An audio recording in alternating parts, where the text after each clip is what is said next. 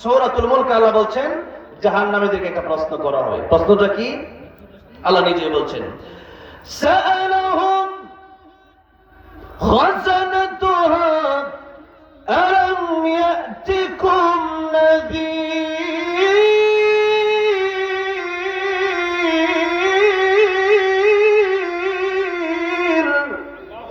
ক্বালু বালা قد جاءنا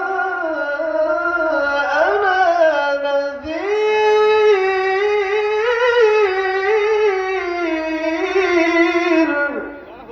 জাহান্নামীদেরকে প্রশ্ন করা হবে, তোমাদেরকে জাহান্নামে কে আনলো, কেন তোমরা জাহান্নামে আসলা? জাহান্নামীরা জবাব দিবে, ক্বালু, তারা বলবে, বালা, জাহান্নামীদেরকে প্রশ্ন করবে, খাযানাতুহা আলাম ইয়াতিকুম নাযীর, তোমাদের কাছে কি ভীতি প্রদর্শনকারীরা যায় নাই? তোমাদের কাছে কি কোরআনের দাওয়াত দেওয়া হয় নাই? তখন ক্বালু, জাহান্নামীরা বলবে, হ্যাঁ, বালা, হ্যাঁ, কদ জাআনা নাযীর, ভীতি প্রদর্শনকারীরা আসছিল, তাফসীরুল কোরআন মাহফিল হয়েছিল, কোরআনের তাফসীর প্রতি শুক্রবারে আমরা শুনছি, প্রতি শুক্রবারে খতিব সাহেব জুমার বয়ান আমাদেরকে শোনাইছে। এরপরও কেন জাহান্নামে আসলা? তারা বলবে, ফাকাদ্দাবনা, আমরা সেই আলোচনাকে অস্বীকার করেছিলাম, সে আলোচনাকে আমরা গুরুত্ব দেই নাই, কোরআন এবং সুন্নাহর আলোচনা থেকে আমরা সাধারণ আলোচনা মনে করেছিলাম, এবং মনে করেছিলাম যে এই কোরআনের ওয়াজ মানলে কি আর না মানলে কি। সেদিন ভালো করে এই কোরআনের আলোচনাকে গুরুত্ব দেই নাই। মানুষ তখন আফসোস করে, সূরা মুলকের প্রথম পৃষ্ঠার একেবারে শেষ লাইনে আছে, তখন আল্লাহ ডাক দিয়ে বলছেন যে মানুষ তখন আফসোস করে বলবে, কি বলবে? আল্লাহ বলছেন, وَقَالُوا لَوْ كُنَّا نَسْمَعُ أَوْ نَعْقِلُ مَا كُنَّا فِي أَصْحَابِ السَّعِيرِ।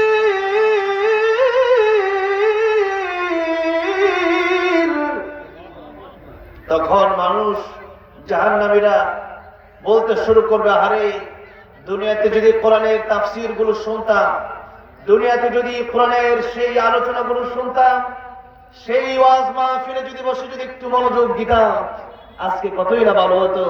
যদি অনুধাবন করতাম, আমল করতাম, মা কুন্না ফি আসহাবিস সাঈর, আজকে আমাদের জাহান্নামে আসা লাগতো না। অতঃপর জাহান্নামী আল্লাহ রাব্বুল আলামিন সেই জাহান্নাম থেকে ডাকা শুরু করবেন, রব্বানা আখরিজনা মিনহা فإن عدنا فإنا ظالمون قال اخسئوا فيها ولا تكلمون। জাহান্নামী আল্লাহ রাব্বুল আলামিনকে ডাকতে থাকবে, আল্লাহ আমাদের রব, আমাদের প্রতিপালক, জাহান্নামে এসেছি, বড় বিপদে পড়েছি, আয় আল্লাহ আজকে জাহান্নাম থেকে একটু আপনি আমাদেরকে বের করে দেন। আল্লাহ তাআলা একবার জাহান্নাম থেকে আমাদেরকে বের করে দেন, জাহান্নাম থেকে গিয়ে আর আমরা নামাজ ছাড়বো না, আবার দুনিয়াতে যেতে চাই, নামাজ পড়তে চাই, দান করতে চাই, ভালো ভালো কাজগুলো দুনিয়াতে আবার করে আসতে চাই। আল্লাহ রাব্বুল আলামিন তখন বলছেন, আল্লাহ তখন কি জবাবটা দিবেন? ক্বালা ইখসাউ ফিহা ওয়ালা তুকাল্লিমুন। আল্লাহ বলবেন জাহান্নাম থেকে ডেকে, ও জাহান্নামীরা, লাঞ্ছিত অবস্থায় জাহান্নামে পড়ে থাকো, ওয়ালা তুকাল্লিমুন, আজকে আমার সাথে তোমরা কোনো কথা বলবে না, চুপ হয়ে যাও। আল্লাহ যখন বলবেন কোনো কথা বলবা না, কথা বলার মতো ক্ষমতা কারো আছে? কারো ক্ষমতা নেই। সেদিন কেউ বাঁচাতে পারবে না আল্লাহ ছাড়া। মান যাল্লাযী ইয়াশফাউ ইনদাহু ইল্লা বিইذনিহি, স্বয়ং আল্লাহর নবীকে আল্লাহ যতক্ষণ পর্যন্ত অনুমতি না দেবেন, রাহমাতুল লিল আলামিন নবীও সুপারিশ করার মতো ক্ষমতা রাখবেন না, যতক্ষণ পর্যন্ত আল্লাহ অনুমতি না দেবেন। মান যাল্লাযী ইয়াশফাউ ইনদাহু ইল্লা বিইذনিহি, আল্লাহ বলেন কার ক্ষমতা আছে যে আমি আল্লাহর অনুমতি ব্যতীত সে আমার কাছে সুপারিশ করবে? এত সহজ। ইব্রাহিম আলাইহিস সালাম তার বাবার জন্য সুপারিশ আল্লাহর দরবারে করবেন। ইব্রাহিম আলাইহিস সালাম বলবে, আল্লাহ আমার বাবা হুজুর আমার সামনে দিয়ে জাহান্নামে যায়, আমার বাবাকে কি আজকের কিয়ামতের কঠিন ময়দানে ক্ষমা করা যায় না? আল্লাহ রাব্বুল আলামিন দেখে বলবেন, ইব্রাহিম আজকের কিয়ামতের কঠিন ময়দানে তোমার বাবারে মাফ করলে তো সবাইরই মাফ করতে হয়, অন্য আজকের কিয়ামতের কঠিন ময়দানে কার বাবা কত বড় ঈমানদার, কার ছেলে কত বড় ঈমানদার, কার ভাই কত বড় ঈমানদার, কার ভাতিজা কত বড় ঈমানদার তা দেখা হবে না। যে ব্যক্তিকে আল্লাহ রাব্বুল আলামিন জান্নাতে দেবে অবশ্যই ঈমান থাকতে হবে। ঈমান যার ভিতরে নাই তারে তো জান্নাত দেওয়ার প্রশ্নই আসে না। আল্লাহ বলছেন আমি দেব না। সুতরাং ঈমানদার যদি না হওয়া যায়, নবী বাবা হলেও জান্নাত পাওয়া যাবে না, নবীর সন্তান হলেও জান্নাত পাওয়া যাবে না।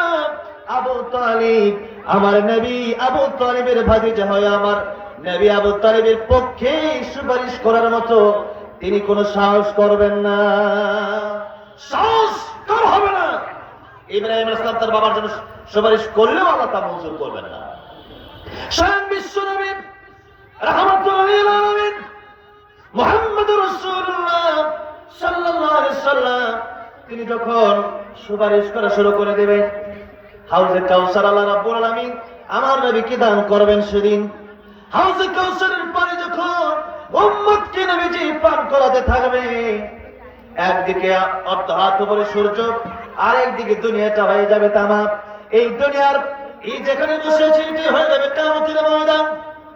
ফিলিস্তিন থেকে কিয়ামতের মূল মাঠ শুরু হবে, সেই কিয়ামতের ময়দান থেকে তামাম পৃথিবীতে কিয়ামতের ময়দান হয়ে যাবে। সাগরগুলো আল্লাহ ভরাট করে দিবেন, আর এই মাটিগুলো আল্লাহ তামা বানিয়ে দিবেন, পাহাড়গুলাকে আল্লাহ সমতল বানিয়ে দিবেন। সব যখন তামাম নিচেও গরম উপরেও গরম, এত গরমের ভিতরে পানির পিপাসায় মানুষের জিহ্বাগুলো কুকুরের মতো বের হয়ে যাবে। কাপড় নাই, গরমের কারণে মানুষ ঘামতে থাকবে, মানুষের কষ্ট হবে। চোখের পানিতে মানুষ কিয়ামতের কঠিন ময়দানে সাঁতরাতে থাকবে। সেই বিভীষিকা কিয়ামতের কঠিন ময়দানে আল্লাহর নবী বিশ্ব নবী রাহমাতুল লিল আলামিন একটি গ্লাস হাউজে কাউসারের পানি যাকে পান করাবে 50,000 বছর তার আর পানির পিপাসা লাগবে না। আল্লাহু আকবার। সেই পানি আল্লাহর নবী যখন পান করাতে শুরু করবেন, আল্লাহর নবী হাউজে কাউসারের পানি যখন পান করাতে শুরু করবেন, কিছু লোক আর বিশ্ব নবী রাহমাতুল লিল আলামিনের মাঝখানে আমার রব্বুল আলামিন একটা পর্দা ফেলে দিবেন। আমার নবী জিজ্ঞাসা করবেন আল্লাহ তাআলা এই পর্দা আপনি কেন ফেলে দিলেন? আল্লাহ রাব্বুল আলামিন ডেকে বলবেন আমার হাবিব, আমার বন্ধু, আজকে আমি পর্দা এমনি ফেলে দিলাম না, কারণটা হচ্ছে দুনিয়াতে যারা আপনার উম্মত দাবি করেছে কিন্তু নামাজ পড়ে নাই, দুনিয়াতে আপনার উম্মত দাবি করেছে আপনার সুন্নাহগুলো মানে নাই, দুনিয়াতে আপনার উম্মত দাবি করেছে কিন্তু আপনার দেখানো পথে তারা চলে নাই, দুনিয়াতে আপনার উম্মত দাবি করেছে আমার মুনাফিকিও করেছে। আজকের কিয়ামতের কঠিন ময়দানে আমি আল্লাহ রাব্বুল আমিন তাদেরকে পানি পান করাতে দেব না। স্বয়ং বিশ্ব নবী রাহমাতুল লিল আলামিন উনি চাইলেও কিয়ামতের ময়দানে পানি পান করাতে পারবেন না। কান মিকদারুহু 50,000 সানা, 50,000 সানাতিন মিম্মা তাউদ্দুন। হাসরের ময়দানে আল্লাহ বলেন 50,000 সানা, 50,000 বছরের সমান হয়ে যাবে। এই দুনিয়াতে যতক্ষণ সময় আমাদের কাটে, দুনিয়াতে আমাদের হিসাব অনুযায়ী এক একটা বছর যেভাবে কাটে, এরকম 50,000 বছর সময় ধরে একটি দিন হবে 50,000 বছরের সমান। সেই লম্বা সময় আপনি হাউজে কাউসারের পানি ছাড়া কোনো পানি পাবেন না। সেদিন আপনি কি পান করবেন? 2, 4, 5, 10 মিনিট কথা বলতে হলে 3 বার পানি খেতে হবে, ঠিক না? আমি খেতে না। আর আসরের ময়দানে মানুষজন চিৎকার করবে নফসি নফসি, নবীরাও চিৎকার করবে নফসি নফসি। শুধু রাহমাতুল লিল আলামিন নবী বলবে উম্মতি উম্মতি, আল্লাহু আকবার। সেই কিয়ামতের কঠিন ময়দানে পানির পিপাসা নবী যদি পান না করায় কেউ পান করতে পারবে? কিন্তু মনে রাখতে হবে নবী কেউ পান করতে পারবে না যদি আল্লাহ না চায়। আগে আল্লাহ চাইতে হবে। আনতা তুরিদ ওয়া আনা উরিদ ওয়াল্লাহু ফাআলু লিমা ইউরিদ। মুরব্বিরা একটা কথা বলেন আরবিতে, আনতা তুরিদ ওয়া আনা উরিদ ওয়াল্লাহু ফাআলু লিমা ইউরিদ।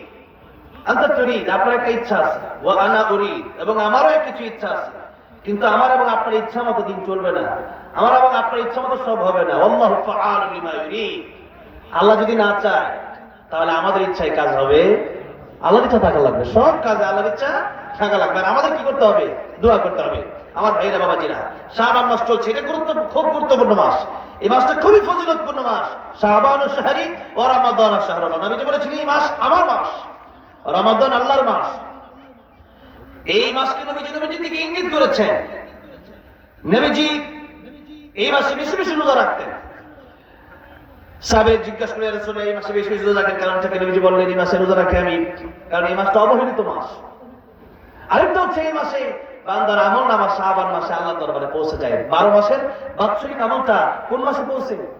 এই শাবান মাসে পৌঁছে।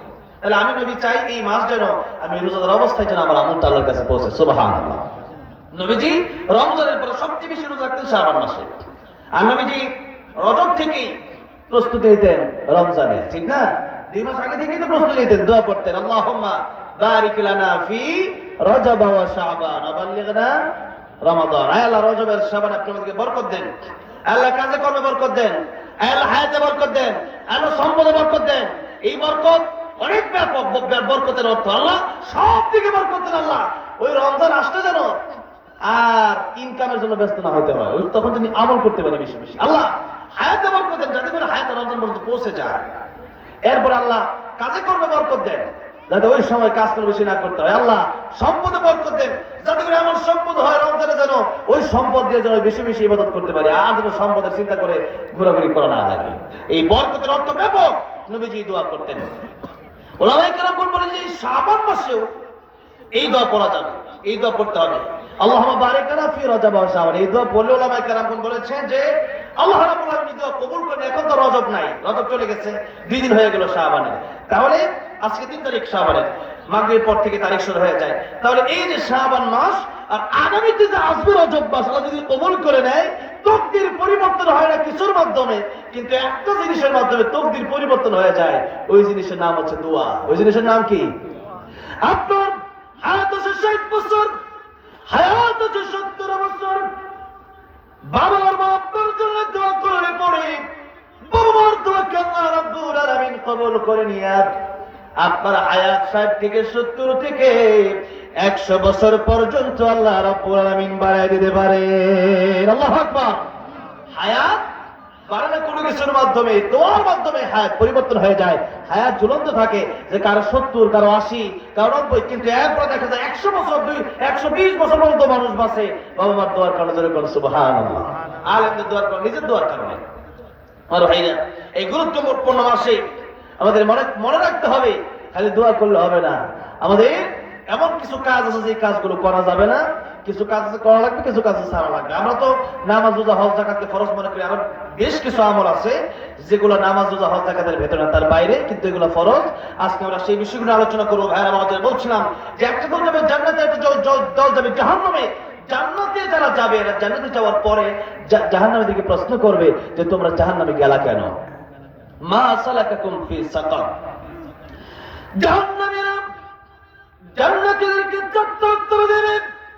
আল্লাহ রাব্বুল আলামিন বলছেন তারা 1 নম্বর উত্তরটাই দেবে ক্বালু লাম নাকু মিনাল মুসাল্লিন। নামাজ পড়ি নাই। 1 নম্বর উত্তর কি জাহান্নামে যাওয়া? নামাজ পড়ি নাই। এই নামাজ 5 ওয়াক্ত, নামাজ 5 রকম, নামাজের ফলাফল 5 রকম। বিস্তারিত বলতে গেলে অন্তত 5 ঘন্টা সময়ের দরকার, আর সংক্ষিপ্ত বলতে গেলে 5 মিনিটেও বলা যাবে। আজকে সংক্ষিপ্তই বলুন। 1 নম্বর, আপনি 5 নম্বর না কোন সিরিয়াল আছে একটু লক্ষ্য করেন। 5 জন নামাজি মানে 5 রকম নামাজি, তার ফলাফল 5 রকম।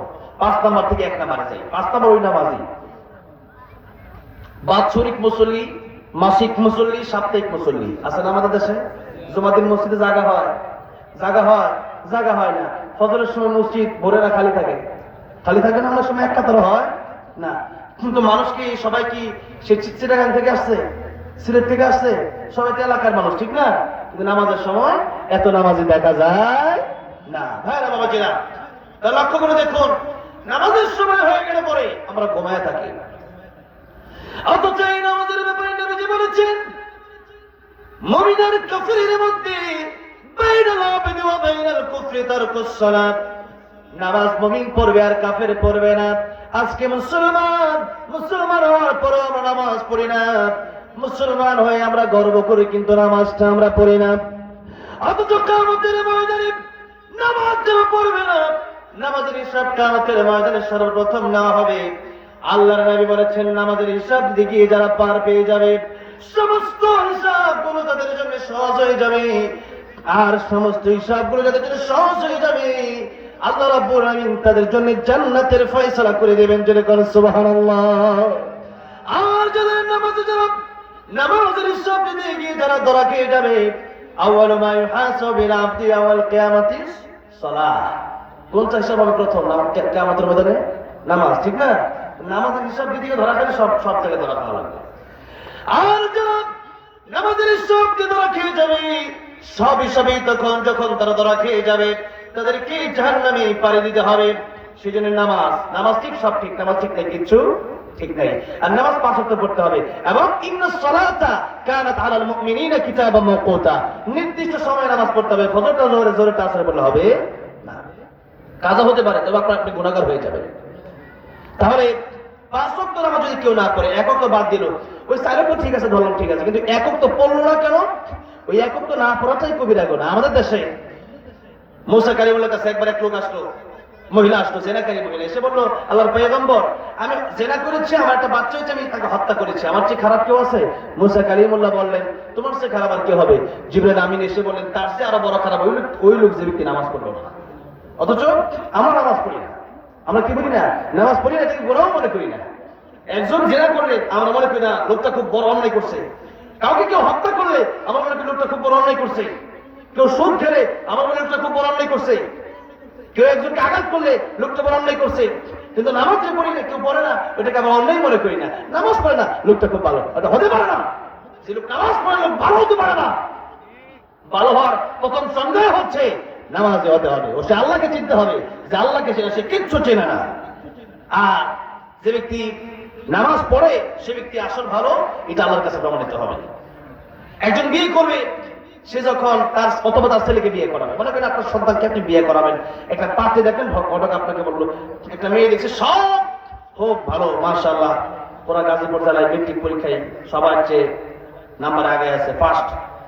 এরপরে দেখতে শুধু 100 জনের মধ্যে একজন, গোলগাল চেহারা, বেশি বড় লম্বাও না, বেশি খাটাও না, চোখগুলা বড় বড়, বাসা বাসা, সব ভালো, রাঁধতে পারে, গোস্ত রাঁধতে পারে, নুডলস পাক করতে পারে, সেমাই রাঁধতে পারে, পিঠা বানাইতে পারে, সব পারে। একটা গেলে একটু দোষ আছে, আপনি কোন কি দোষ? ঘটক আপনাকে কইলো যে মিয়া সব কি ভালো হবে, সব গুণ কি এক লোকের কি জান্নাতের হুর নাকি? কিছু দোষ তো থাকবেই, মানুষ যদি কিছু দোষ থাকতেই পারে, একবারে সব জান্নাতের হুর লাগবে। এখন আমরা কইলেন না ঘটক সাহেব, দোষটা কি একটু কম, দোষ থাকতেই পারে, তবে একটু কমে শুনি জানি, আগে জানা ভালো, আগে তিতা পরে মিটা ভালো।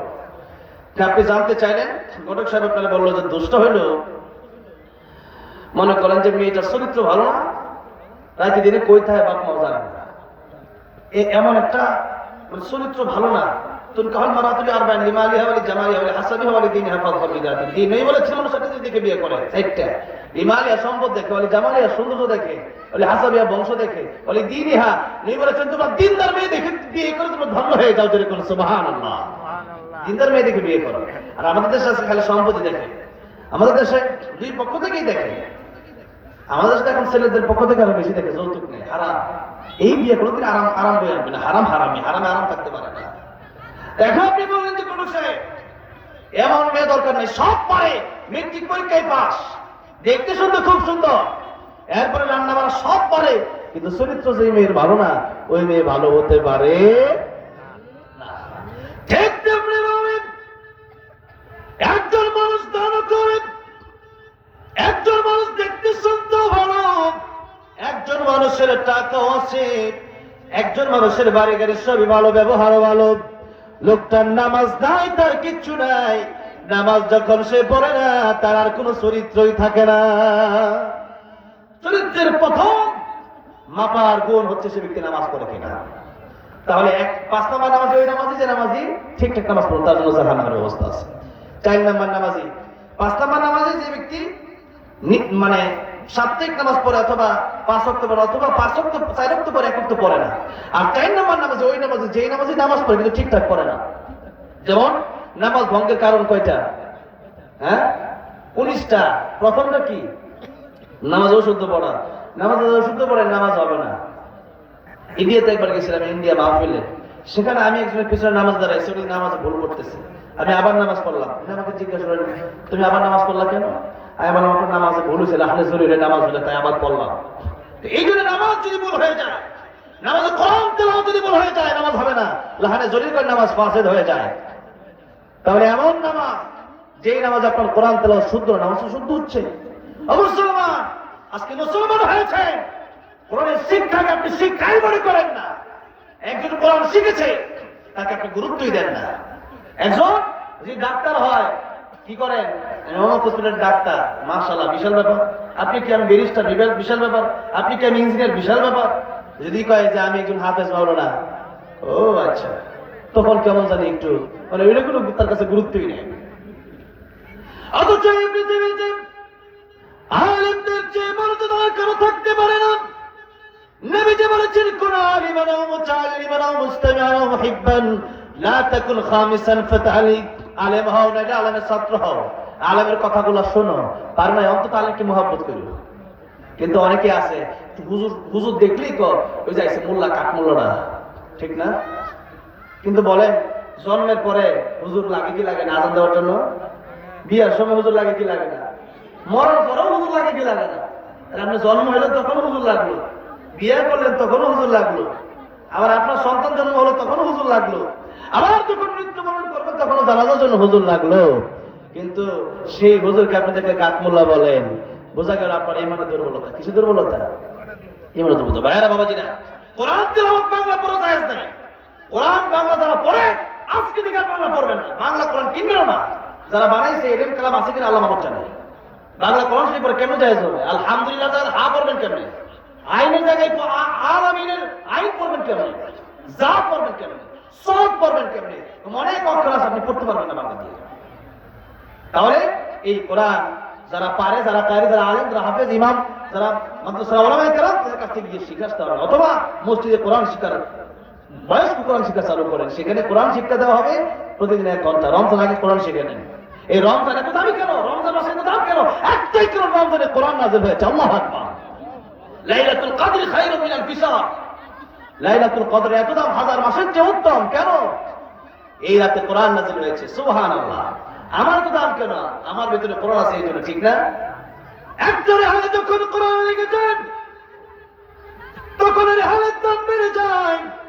দুনিয়াতে কত কাজ আছে, ওই কাজগুলো আছে মানুষ চুমু খায় না, কিন্তু আল্লাহর কোরআন যখন রেহালের ভিতরে রাখলেন, এই রেহালটার সাথে পা যখন লেগে গেল, তখন রেহালটা কেউ মানুষ নিয়ে চুমা খায় কিসের জন্য? কোরআনের জন্য, ঠিক না বেঠে? কোরআনের জন্য প্রত্যেকটা জিনিসের দাম বেড়ে যায়। আমার ভাইরা, আমার মনে সেই জন্য কোরআন না শিখে নামাজ পড়লে হবে না। যেমন অনেকে নামাজ পড়ে কিন্তু ওযু ঠিকঠাক করে না, আছে না আমাদের দেশে?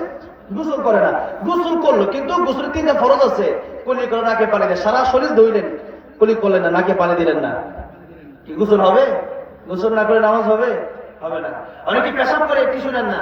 নবীজি বলেছেন, আমি নবীজি একদিন কবরের পাশ দিয়ে যাচ্ছেন, বলেন সাহাবীরা 2টা কবর আযাব হচ্ছে। কি হচ্ছে? আযাব। একটা কবর আযাব হচ্ছে যে লোকটা দুনিয়াতে পেশাব থেকে বাঁচত না। এই পেশাবের কয়েকটা ব্যাখ্যা। একটা ব্যাখ্যা এমন হতে পারে, লোকটা রাখাল ছিল, তার গরু ছাগল পেশাব করেছে। আরেকটা ব্যাখ্যা হচ্ছে, এই লোকটা যখন পেশাব করেছে তখন তার পেশাবের ছিটা তার গায়ে লেগেছে। অনেক সময় পেশাব করে রাস্তাঘাটের পাশে, তখন পেশাব গায়ে এসে লাগে, অনেক সময় ছিটা। এটা খুব পরেশ থাকতে হবে। আরেকটা গুরুত্বপূর্ণ ব্যাখ্যা হচ্ছে, পুরুষ মানুষ যখন পেশাব করে, পুরুষ পেশাব করার পরে 1 মিনিট 1.5 মিনিট পেশাব বের হতে থাকে। সেই পেশাব যখন বের হতে থাকে তখন অনেকে টিস্যু নেন, অনেকে পানি তো নেন, অনেকে টিস্যু নেন, রাস্তায় এইভাবেই চলে আসে। এই যে আপনি নাপাক হয়ে গেলেন, এই পেশাবটা শরীর পাক, কাপড় পাক, নামাজের জায়গা পাক। আপনার শরীরের পাক নেই, কাপড় পাক নাই, আপনি নামাজ পড়বেন কেন? এই যে নামাজ অনেকেই পড়ে কিন্তু ঠিকঠাক নামাজ পড়ে না। বিদায় এত নামাজ পড়ছেন না, সালাত তানহা আনিল ফাহশাই ওয়াল মুনকার। নিশ্চয় নামাজ মানুষকে অশ্লীল মন্দ কাজ থেকে বিরত রাখে। কোন নামাজ? ঠিকঠাক নামাজ। নামাজের ভিতরে দেহ আছে মসজিদে, মন পড়ে আছে বাড়িতে, দেহ আছে মসজিদে, মন আছে সিঙ্গাপুরে। ঘটনা শুনছেন না যে একটু নামাজ পড়তেছে, হুজুর নামাজ পড়াইছে, এশার নামাজ প্রতিদিন 4 রাকাত পড়ে, আজকে 3 রাকাত পড়াইছে। উনি নামাজের পরে বলল, হুজুর নামাজ তো 3 রাকাত। হুজুরকে আপনি জানলেন কেমনে? আমার দোকান 3টা, তাই আমি জানলাম 3 রাকাত পড়াইছেন। 4টা আমার দোকান, 4টা, একটা হিসাব তো হয় না, 3টার হিসাব হয়েছে, তাহলে আর 1 রাকাত কই গেল? দোকান আর একটা হিসাব তো করতে পারি না। এরকম নামাজ আমরা, নামাজের ভিতরে দুনিয়ার সব চিন্তা ভাবনা আমরা করি, শয়তান ধোঁকা দেয়। তখন এরকম নামাজ, যার ঠিকঠাক নামাজ পড়ে না, এরকম নামাজে জাহান্নামে যেতে হবে। খুশু খুশুর সাথে নামাজ পড়তে হবে এবং মনে করতে হবে, নবী বলেছেন নামাজ পড়ো এবং ওইভাবে যে তুমি আল্লাহ দেখতেছো, আল্লাহ তোমার দেখতেছে। আর আমরা যখন নামাজ পড়ি, নামাজের ভিতরে মশা মারি, মাছি মারি, হাত যাই শুনতে, এদিক তাকাই, মোবাইল ধরি, আবার কে কল দিচ্ছে দেখেও কাটি। আমলের কাছের কারে বলে ওইটাই জানি না, আমলের কাছের কারে বলে ওইটা আমরা জানি না, নামাজ পড়বো কেমনি? নামাজ ভঙ্গের কারণে জানি না, নামাজের ফরজ জানি না, ওয়াজিব জানি না, সুন্নাত জানি না, ওযুর ফরজ জানি না, গোসলের ফরজ, নামাজ পড়বেন কেমনে করবেন? সেই জন্য যখন আপনি চিন্তা করবেন, আমি যদি আল্লাহর নাও দেখি, আমার আল্লাহ থেকে আমার দেখে, রব্বুল আলামিন আমার দেখতেছেন, এই চিন্তা করলে মানুষ যখন এই চিন্তা বারবার করে, শয়তান তার মনকে ফিরিয়ে নেয়, আবার মনকে সে নামাজে নিয়ে আসে। এরকম নামাজে যখন নামাজ পড়বে, এমন নামাজের জন্য আল্লাহ রাব্বুল আলামিন জান্নাতের সুসংবাদ দিয়েছেন, সুবহানাল্লাহ। এরকম নামাজি নামাজ পড়তে পড়তে 2 নাম্বার নামাজে হবে, যে নামাজি নামাজ পড়লেই পড়ে তার স্মরণ হয়ে যাবে আল্লাহর কথা, অন্যদিকে আর মন যাবে না। আর 1 নাম্বার নামাজি, এই 3 এবং 2 প্রকার নামাজি জান্নাত পাবে। 1 নাম্বার নামাজি কোন নামাজি জানেন? নবীজি হাদিস শরীফের ভিতরে বলেছেন, আল আম্বিয়া ওয়া আহয়ান ফি কুবুরিহিম আল মুসাল্লুন। প্রত্যেক নবীরা তাদের কবরে তারা জীবিত এবং সেখানে তারা নামাজ আদায় করে, যেরকম সুবহানাল্লাহ। আমার নবী বলেছেন যে আমাকে যদি তোমরা আমার রোজার পাশে এসে সালাম দাও, তাহলে আমি নিজ কানে তোমাদের সালাম শুনতে পাই, যেরকম সুবহানাল্লাহ, এবং আমি তোমাদেরকে সালামের জবাব দিয়ে দিই, সুবহানাল্লাহ। আর যারা দূর থেকে আমি নবীকে সালাম দেবে, আমি নবীর জন্য দরুদ পড়বে, ফেরেশতা তৈরি করা আছে, সেই ফেরেশতারা দরুদ আর সালাম নিয়ে আল্লাহর নবীর কাছে পৌঁছে দেয়। আল্লাহর নবীর কাছে তার নাম সহ, তার এলাকার নাম সহ, তার 14 গোষ্ঠীর নাম সহ আল্লাহর নবী বিশ্ব নবীর রাহমাতুল লিল আলামিনের দরবারে পৌঁছে দেয়, সুবহানাল্লাহ। আমরা যখন এখানে দরুদ পড়ি, নবীর সালাম দেই, এই সালাম দরুদটা ফেরেশতা নবীর কাছে গিয়ে বলে, ইয়া রাসূলুল্লাহ, আজকে কামাশিয়ার ওই চরখামের লোকেরা অমুক প্রত্যেকের নাম ধরে ধরে আল্লাহ নবীর কাছে বলা হয়, ইয়া রাসূলুল্লাহ, আপনাকে উনি সালাম দিয়েছেন, যেরকম সুবহানাল্লাহ। আমার ভাইরা, আমার বাবাজিরা, সেই জন্য যে কথা বলছিলাম যে নবীরা তাদের কবরে নামাজ পড়ে, এটা কেমন? কবরের উপরে নামাজ না পড়লে তো জাহান্নামে যাবে, সেটা এমন নয়। নবীরা নামাজ পড়তেন, আল্লাহর ওলির নামাজ পড়ে শুধুমাত্র জাহান্নাম থেকে বাঁচার জন্য নয়, বরং আল্লাহর মহব্বতে। কার মহব্বতে?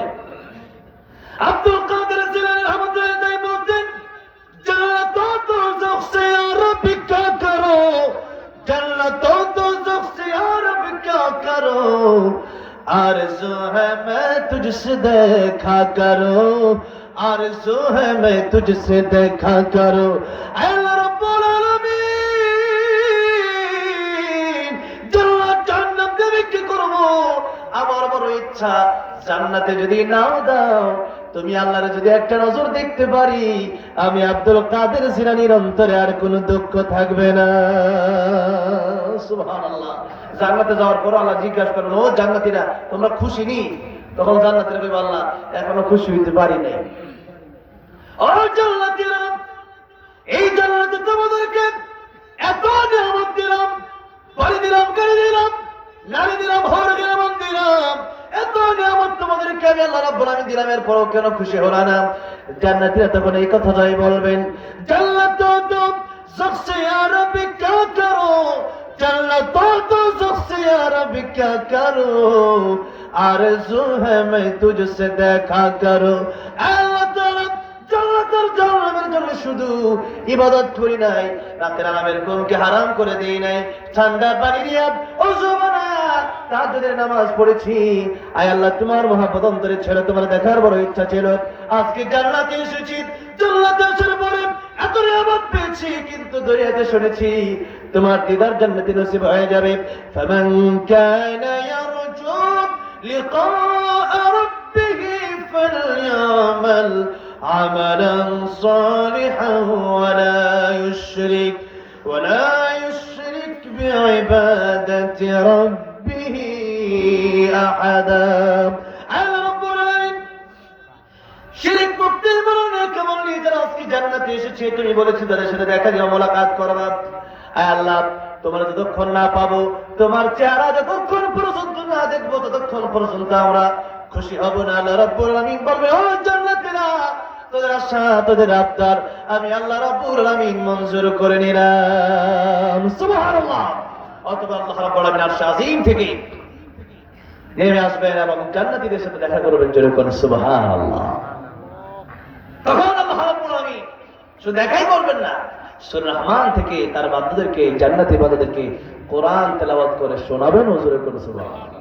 আমার ভাইরা বাবাজিরা, নামাজ জয় নামাজ এক নম্বর নামাজ, যেই নামাজি নামাজের সময় হয়ে গেলে পরে আর কিছুই তার কাছে ভালো লাগে না নামাজ ছাড়া, আর সে মনে করে আমি মুমিন, আমি আল্লাহর একজন খাঁটি গোলাম, আল্লাহর একজন খাঁটি বান্দা, আমি নামাজে যাব, আমার নামাজ দিয়ে আমি কবর যেতে চাই। কারণ যে ব্যক্তি নামাজ পড়লো না, তো আল্লাহ বলছে তুমি নামাজ পড়ো, আমি পড়লাম, তখন আমি অহংকার করলাম। অহংকার আল্লাহ চাইতে হবে, আমার এই অহংকার করে আমাকে জাহান্নামে যেতে হবে, নামাজ না পড়ার কারণে আমাকে জাহান্নামে যেতে হবে। 2 নম্বর, আল্লাহ বলছেন তখন জাহান্নামের উত্তর দেবে, ওয়ালাম নাকুনু তুইমুল মিসকিন, গরিব মিসকিন এতিমদেরকে, অসহায় মানুষদেরকে খাবার খেতে দিতাম না।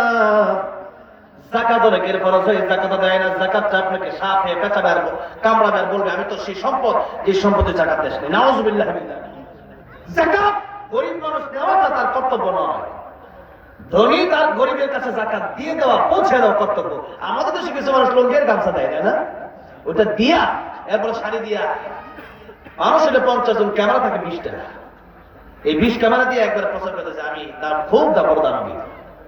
এই দানবী যদি এমন জানিয়ে থাকে যে আল্লাহ মানুষ আমার দেখুক যে আমি কত বড় বক্তা, আমি কত বড় দানবী, আমি কত বড় শহীদ, আল্লাহ বলছেন এইটা নিয়ে আমার কাছে আসলে কাজ হবে না। ইন্নামাল আমালু বিনিয়াত। নবী বলছেন কিয়ামতের ময়দানে সর্বপ্রথম, কিয়ামতের ময়দানে বিচারের সময় প্রথম আল্লাহ রাব্বুল আলামিন কয়েকজন ব্যক্তিকে ডাকবেন। 3 ধরনের ব্যক্তিকে আল্লাহ রাব্বুল আলামিন ডাকবেন। 1 নম্বরে শহীদকে ডাকবেন, বলবেন শহীদ তুমি আমার দ্বীনের জন্য কি করেছিলে? শহীদ বলবে আল্লাহ তোমার দ্বীনের জন্য আমি শহীদ হয়ে গিয়েছিলাম। আল্লাহ বলবে তুমি মিথ্যে বলছো, তুমি আমার দ্বীনের জন্য হও নাই, দুনিয়ার জন্য হয়েছো। ফেরেশতা তাকে জাহান্নামে দাও। মানুষ তাকে বাহবা বলেছে, শেষ।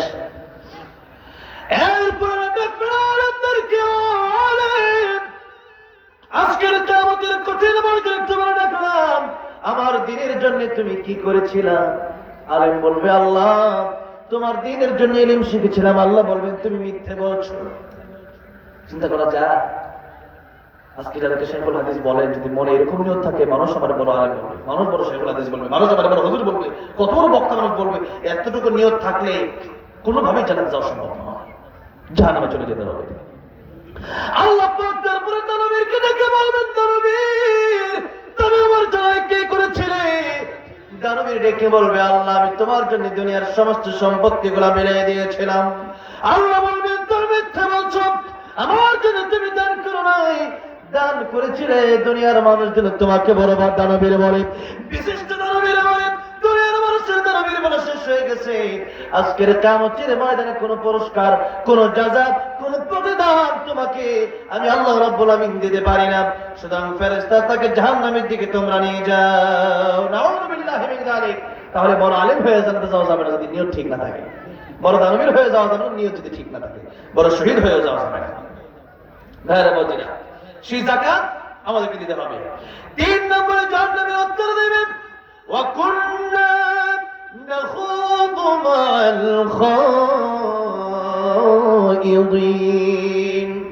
ও জান্নাতীরা, জাহান্নামে আসার 3 নম্বর কারণ হচ্ছে আমরা অযথা আড্ডাকারীদের সাথে আড্ডা করতাম, সমালোচকদের সাথে আমরা সমালোচনা করতাম, মানুষের গীবত করতাম, সুবহানাল্লাহ বলার সময় পাই নাই, আলহামদুলিল্লাহ বলার সময় পাই নাই, আল্লাহর ডাকার সময় পাই নাই, নামাজে যাওয়ার সময় পাই নাই, ঘন্টার পর ঘন্টা মানুষের বিরুদ্ধে গীবত নিয়ে পড়েছিলাম। এই গীবত আমাদের সমাজে এত বেড়েছে, আমাদের সমাজে নামাজের চেয়ে গীবতের সংখ্যা বেশি। গীবত নামাজ পড়লে কি গীবত করে? দেখেন গীবতটা কেমন গুনাহ, যে নবী বলেছেন যে তোমার নেক আমলটা চলে যাবে যার বিরুদ্ধে গীবত করা তার কাছে। আর যার বিরুদ্ধে গীবত করছো তার গুণটা তোমার কাছে চলে আসবে, তার গুণ নিয়ে তুমি জাহান্নামে যাবা, আর তোমার নেক আমল নিয়ে সে জান্নাতে চলে যাবে। গীবতের কত মারাত্মক ভয়াবহ ক্ষতি, কত মারাত্মক ক্ষতি। আল্লাহ তো বলা ইয়াগতাব বা'দুকুম বা'দা আইয়ুহিব্বু আহাদুকুম, তোমরা গীবত করো, তোমরা কেমন পছন্দ করো, আইয়া করো হামা কি মাইতান মরাবায়ের গোশত খাও, কারিহিতুমু, এটাকে তোমরা অপছন্দ করো, তাহলে তোমরা কেন গীবত করো? আল্লাহ বলছেন গীবত করো। নামাজ পড়া যেমন ফরজ, মানুষের বিরুদ্ধে সমালোচনা না করাটাও ফরজ। আল্লাহ বলছে ওয়ালা ইয়াগতাব বা'দুকুম বা'দা, তোমরা একে অপরের বিরুদ্ধে গীবত করো না। কিন্তু এই গীবত আমরা করি, একসাথে বসলেই কই ওই যে লোকটা আছে কাছে, এই লোকটা দেখাইলো, লোকটা মারাত্মক লেভেলের খারাপ, ইজি শুরু করে দিলাম। এইরকম গীবত আমাদের কাছে প্রতিনিয়ত চলছে। আর এই গীবত যারা করেন, মনে রাখবেন কোন আমল আপনার থাকবে না, সব আমল সেই যার বিরুদ্ধে গীবত করবেন তার কাছে চলে যাবে। তাহলে গীবত করা যাবে? কারো বিরুদ্ধে বলা দরকারটা কি? আপনি সুবহানাল্লাহ আলহামদুলিল্লাহ, আর আমার কবর আমি যাব, আপনার কবর আপনি যাবেন, কিসের সেই আপনার আরেকজনকে নিয়ে চিন্তা? আল কাইসু মান কানা নাফসু আমিলিমা বাদাল মাউত, প্রকৃতিকে ওই ব্যক্তি যে ব্যক্তি নিজেকে নিয়ে আত্মসমালোচনা করে, নিজের চিন্তা করে আমার কবর আমি যাব, কি নিয়ে যাবো আমি। আর মৃত্যুর পরের জন্য সে ব্যক্তি আমল করে নেয়। 4 নাম্বার, ওয়াকুন্না নুকাদ্দিবু বিয়াউমিদ্দিন, যারা কিয়ামতের মাঝকে অস্বীকার করে, এর আরেকটা ব্যাখ্যা হচ্ছে যারা কিয়ামতের মাঝকে গাফিল, মানে কিয়ামতের মাঝকে গাফলতি করে, যে পরকালে এটা হতে পারে নাও হতে পারে, এরপরে কিয়ামতের মাঝে যা হবে হবে, এখন যা গুনাহ করা করে নেই, এরকম যাদের চিন্তা আছে এরা জাহান্নামে যাবে। এরকম চিন্তা বাদ দিতে হবে।